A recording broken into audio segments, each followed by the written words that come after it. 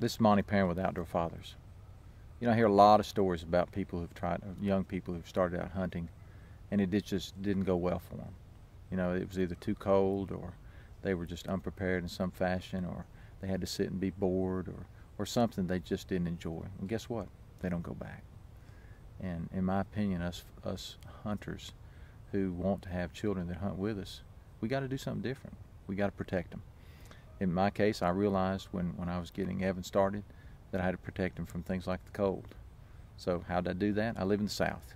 We hunted in the afternoons predominantly when it was warm. If we didn't have the option of it being warm, then I know how to dress him properly. I dressed him in layers. I even made him a little body heater suit. I bought a sleeping bag and cut it down so it had legs, and we actually sat in that thing last year, and he took his only deer of the season in that body heater suit. But my point was that I protect him. He's never been uncomfortable in the woods. He don't have a concept of being cold because I've kept him from that, okay? Now, contrary, I hear a lot of people say, oh, they got to be tough. That's part of it. It doesn't have to be part of it. In my case, I went to the woods. I was terribly unprepared. I was cold. But guess what? I was born to hunt. It was in me. I was willing to get through all that.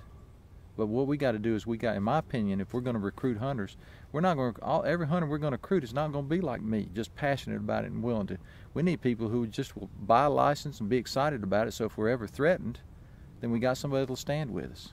So that's one of the things we need to protect from. We need to protect them from boredom. You can't expect a young kid to go sit in the woods for 3 or 4 hours and enjoy it if nothing's happening. The way I did that with Evan is I made him take his Game Boy. I made him take books. I engaged him. I had a relationship with him. I knew how to talk to him. The woods was fun for him. Okay. The other thing, in my case, I need to protect him was pressure. Evan likes to perform. He's a pleaser, and I know that about his personality. And I knew that he'd put pressure on him. I cannot tell you how many times I've told him, Evan, it doesn't matter to me if you take a deer. I'm still your daddy and I still love you. It doesn't have any impact on my feelings for you. Last year we took a deer on the last morning of the season. Evan missed a couple times. We missed a couple opportunities. And I remember 2 weeks from the end of the season, I looked at him and said, Evan, you gonna be okay if we don't get one this year? And he told me yes. And I said, Evan, you know how I feel about you. It doesn't matter to me if you get a deer or not. Well, we got a deer the last morning of the deer season last year. We called it the 11th hour deer. And you know what? While we were dragging that deer out of the woods, Daddy, he looked at me and said, Daddy, I told you it wouldn't bother me if I didn't get a deer this year. But I'm real glad I did. So in this case, what I had to protect him from was himself. He put pressure on himself, and I need to take that pressure off. There's one more thing I want to address, and that's the weapon. In the case of Evan, he didn't shoot a rifle. He didn't shoot anything bigger than a BB gun until he had a deer out in front of him. Now you say, well, how'd you handle that? Here's how I handled that. We learned how to shoot with a BB gun. He learned how to line up his sights properly, and then we went to the firing range and we dry fired our weapon with a penny on the barrel.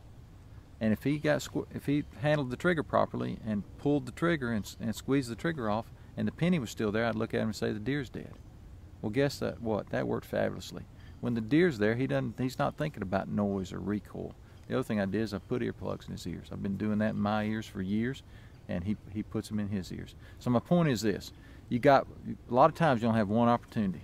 You go out and make it something they don't enjoy, they are not going back. I protected my boys from that, and I got 2 hunters.